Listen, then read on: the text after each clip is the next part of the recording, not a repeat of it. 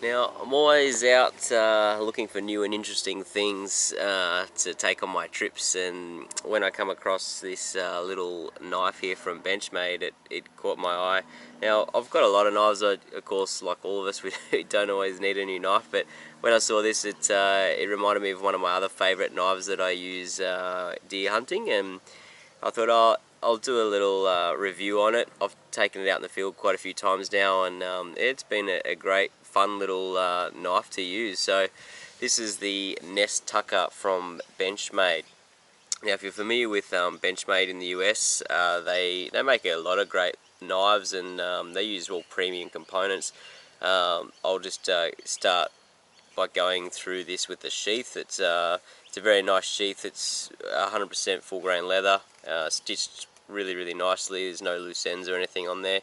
Note that there is no belt loop in this design, so it's going to be a pack knife. It'll have to go in your pack or in your pocket.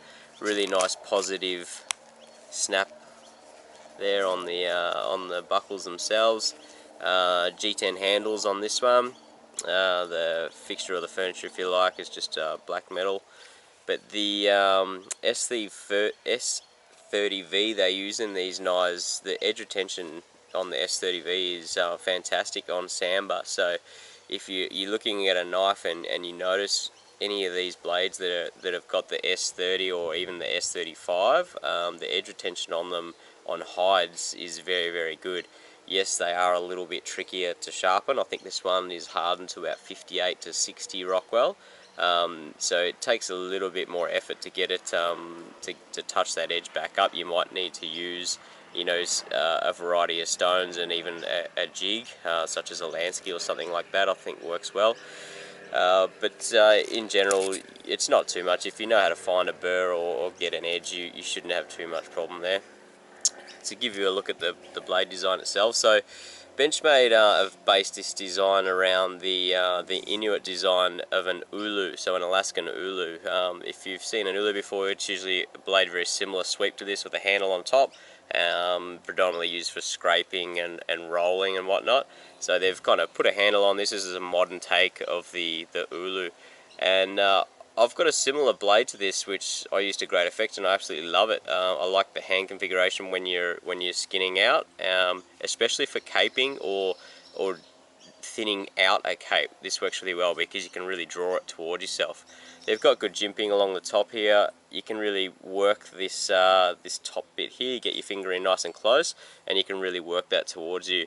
I know a lot of guys will say, you know, lack of point isn't good for an all-rounder, but you know, it's a fun knife. It's something that's you probably won't use this as your go-to, just one knife. But if you've got a few knives and you want to try something different, it's worth going have a look.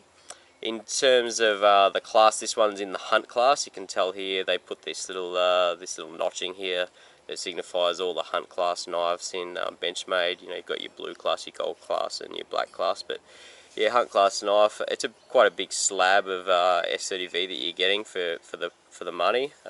It's quite good value, really.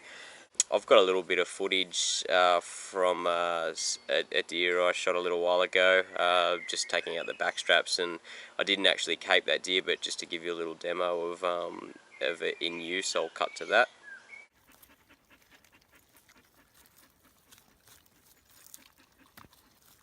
Love the sharpen, right? Yeah.